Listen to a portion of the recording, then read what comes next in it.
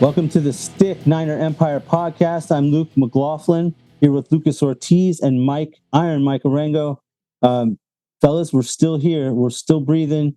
Brock Purdy. I almost wrote us off at the midpoint of that game. I thought at halftime, if we're going to get, how are we going to stop the run? If they got 150 yards rushing on us in the first half, I pretty much thought we were going to lose. And then, of course, we pulled a rabbit out of the hat. Guys, we're still here. We got one more game versus Kansas City. How's it feel? I have to give it to the Niners, and I know Dan Wilkinson has taken a lot of criticism throughout the year. But, man, when it came down to it, he changed the game plan absolutely, completely. We went from going to zone to going to man coverage, and we're not really I know it's not our style, but I want to see more of it. We can go man coverage, Ward could cover man coverage. I think Lenoir is one of the more underrated corners in the league. Thomas is a hit or miss. You know how that rolls, but man, we changed it up in the second half. We laid it to them. I'm ecstatic, guys. You should be all happy. I think that you have something there, guys. What do you think, Lucas? What do you think of that game? Well, first, just to my reaction, my initial, take on this game, the defensive line played horrifically in the first half. I thought the defensive backs were actually not that bad. It's just the scheme, too much zone, too much open gaps in the middle of the field. They were just having their way with us. I mean, I thought the game plan for the Detroit Lions, all their scripted plays were fantastic. And we weren't just executing on defense. We weren't executing on offense either. And it was scary. Like, I'm not going to lie. Thoughts of negativity started to creep into my brain around the second quarter, and going into halftime, I was as worried as anybody. But you know what? Nobody wanted to see the Kansas City Chiefs versus the San Francisco 49ers in the Super Bowl. But you know what? That's the game that they're going to get. And we're going to show them this time we have a better team than we did in 2019. We have a better quarterback.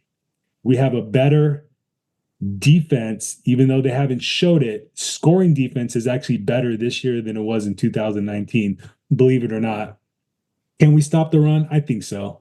I think we know what we need to do. And it's usually just one guy not doing his job. I think Bosa had a quote this week saying he looked back at the tape and it was one guy on each play. It was always a different guy not doing his job, not containing his gap, not run fitting, not doing the things that they were taught to do all year long by defensive coordinator Steve Wilks.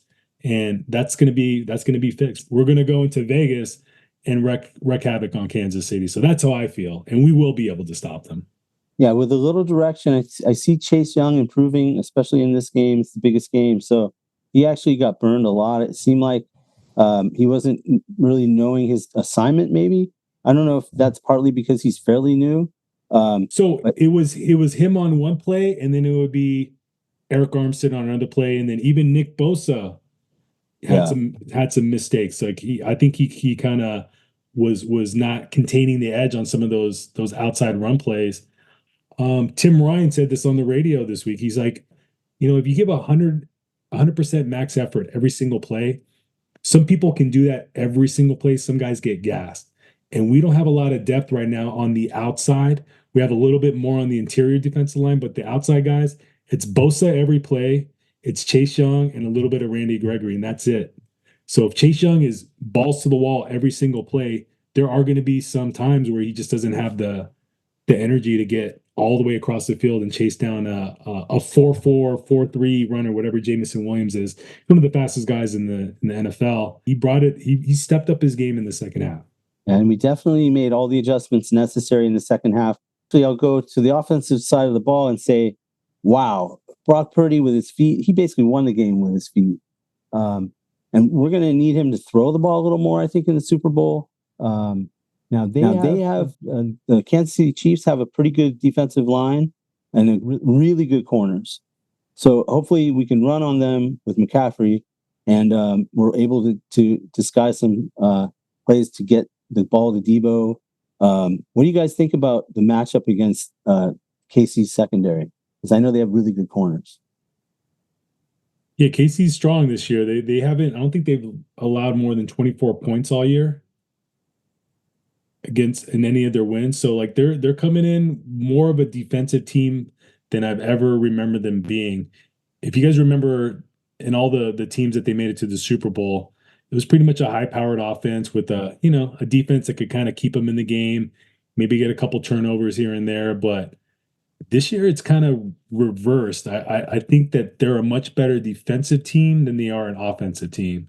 What do you think, Mike? Is that In regards, is that fair? I would say that's totally fair. In regards of the passing scheme against them, I think the 49ers has definitely moved the football, against their corners or against their safeties. I'm excited about the fact that Hughes not playing because he had the best career Or his year of his ACL life. Yeah, last like I game? had 7.5 sacks, I believe, this year. This is his best year ever after our year, but not it is his best year ever. So the Niners could definitely move the ball against these guys, man. Definitely, definitely. Our receivers are better than their corners. Let's leave it at that. Our receivers are better than their safeties. And Debo's a great receiver, too. He doesn't get a lot of the attention that he should. A lot of it is to injuries. Sometimes he doesn't miss. He doesn't play the whole season. But Debo Samuel's a hell of a wide receiver. And when he has the ball in his hands, he's deadly. So I think we match up very well against her defense. I'll leave it at that. Now, when I was driving home today, I normally would go and I say, hey Siri, put on Locked On 49ers. But for the heck of it, I said, hey Siri, put on Locked On Kansas City Chiefs. So I listened to him just to see what was going on. And they said some ridiculous stuff about how Mhomes is the best ever, on pace to be the best quarterback ever. I'm not saying he's not good, but they didn't even mention Joe Montana. They just compared him to Brady, which isn't a really good comparison. Joe never lost the Super Bowl, by the way. But in that, I also discovered they have a slew of injuries right now. Chris Jones has got a quad issue. He'll play unless he has a boot on, so he'll play. He's fine. Tooney's hurt. Pacheco's hurt. Snead is hurt. They do have a bunch of guys out that are trying to nurse some injuries. Do you guys know how the Niners are doing injury-wise after that game? As far as I know, the only thing that we saw was Ambry Thomas leave the game towards the middle of the fourth quarter, and I think that's when Logan Ryan came in. They put him in at nickelback, and they pushed Tiamodo Lenore over to the cornerback, and we actually did pretty well with that lineup. Yeah. I thought Logan Ryan actually made one of the biggest plays of the game. Still in doubt. The Lions were trying to make it a one-score game. They had to burn a timeout because Logan Ryan made a great run-stop tackle on Montgomery that forced the Lions to use one of their timeouts, which meant even if they score a touchdown, they have to onside kick it. And essentially that ended the game once we recovered. So I was feeling great. I think the other important thing was that Lenore did a much better job at covering on the outside than Thomas. So maybe that's something that we stick with, especially if Thomas isn't 100%. I don't see why that's even an issue. Lenore's a much better coverage guy than Thomas. I think, to me, man, I honestly think Lenore is like borderline Pro Bowler. Yeah. That's just the other opinion. Injury. I think he's going to get there, honestly. Yeah. And the other injury that I just heard today, this is Thursday, George Kittle has some kind of a toe injury, but it's nothing major. Like shouldn't be an issue. Like I think he's pretty much going to be practicing, full speed ahead. NFC used to always have the better teams, and it's going to be a tough game. I hope we blow them out, but realistically, we just have to play solid football and not turn the ball over, and hopefully, Mhomes will throw some picks and things will happen our way. What is the most important factor that has to happen for a W in the Super Bowl versus the Chiefs? Mike, you first. I think that the key to beating them because you're not going to stop Mahomes for the most part. It's very rarely that you stop Patrick Mahomes. But you know who we got to stop? Their running game. We need to stop Pacheco. I think if the Niners stop Pacheco, you got MVS as a wide receiver. They do have a receiver, Rice, who has been developing over and over. I don't know my fantasy team, but just saying, no one had faith. I did. He's starting to become a legit weapon for the Kansas City Chiefs. If the Niners could stop the running game, I think we win. And I think we win close to double digits if we stop the running game. I mean, Bosa had a great game, but other than that, I don't know, maybe Kinlaw had a couple good rushes. I didn't really see that much out of Chase Young. He seems to have lost, I don't know, like some of his pass rushing skill set. Like I don't really see a lot of secondary or definitely not a third move. He's got no heart. Coming at him. He's got no heart, dude. We'll see. I don't think it's a hard thing. He got no heart. That's what they gave up on him in Washington. I don't think he has the gas tank. Yep. To sustain a max effort on every single play. And that's why you see good rep and then bad rep. Good rep but and if bad he does rep. 2 good reps and 1 bad rep. He's also a big guy, man. Big guys burn a lot of oxygen. You know, that's why heavyweight boxers don't throw as many punches as middleweights and lightweights. They get tired very easily. Have you seen somebody that's 6'5", 300 pounds? They're gonna get tired in the 8th round. Trust me. Sorry, there's a huge delay right now, by the way. Yeah, there is. On your part. You're about a minute, 30 seconds off. You're like in a karate movie. I was the first one to get it. Ortiz. Yeah, it's horrible. Right? Go ahead. If it's not a turnover battle, right? Then what if no team gets any turnovers? What do we need to do to win? What does the other team need to do to win? No turnover. Let's take turnovers out of this. What if there's no turnovers in this game? Where is the biggest difference? I think we need to limit. I think we need to limit Pacheco to under 70 yards. Yep. And I think Christian McCaffrey, conversely, needs to be over 100. Yeah. At least over 100 scrimmage yards. I mean, it shouldn't be too hard for him to do, but I really want him to get over 100 rushing yards. And I actually think he's going to be the MVP of the Super Bowl. Nice. It's just my opinion. I think Brock is going to be solid, but I think Christian McCaffrey is going to be the reason that we win. Yeah, I think when McCaffrey gets his 4th touchdown, after we shut them out in the first half, he'll get that. He'll get the MVP.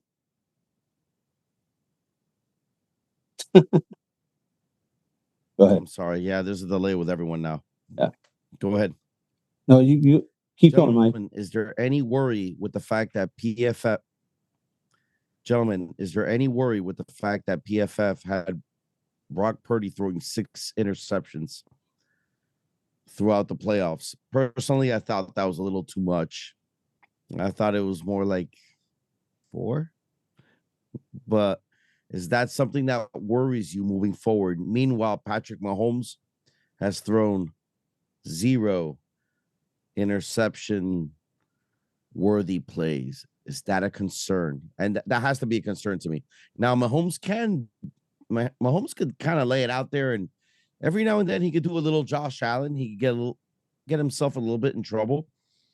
But is Brock Purdy, and I hate to say this, I don't want to say this, is Brock Purdy starting to look a little bit like Jimmy also? I just want to know your honest opinions. I know he's a better quarterback, man, but is he starting to look a little bit like Jimmy? Is it a concern? Because if we lose this game, I have a feeling it's going to be because of that.